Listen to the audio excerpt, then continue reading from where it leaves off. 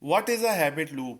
Charles Duhigg, author of a famous book, The Power of Habits, says that at the core of every lasting habit is a psychological pattern called the habit loop.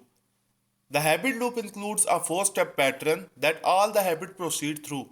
The four stages are always the same and in the same order.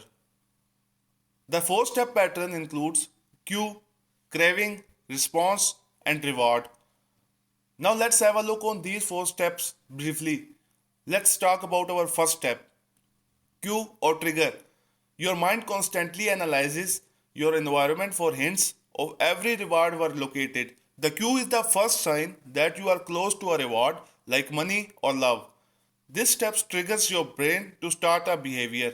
Since the cue means you are close to a reward, it will be naturally leading to the second step. Craving.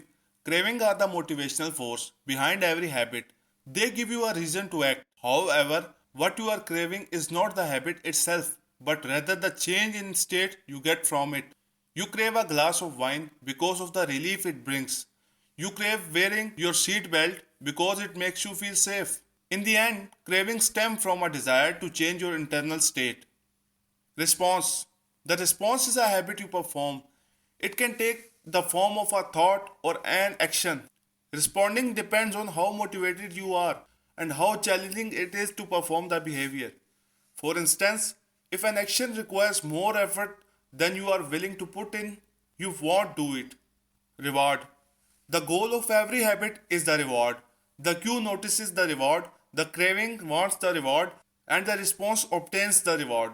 For instance, let's say you are walking around town and you come across a bakery. The cue would be noticing the bakery. The craving would be wanting a piece of chocolate cake, and the response would be going inside to order and eat a slice of cake, which is rewards for two reasons. They satisfy our cravings and they teach us which action we should remember in the future.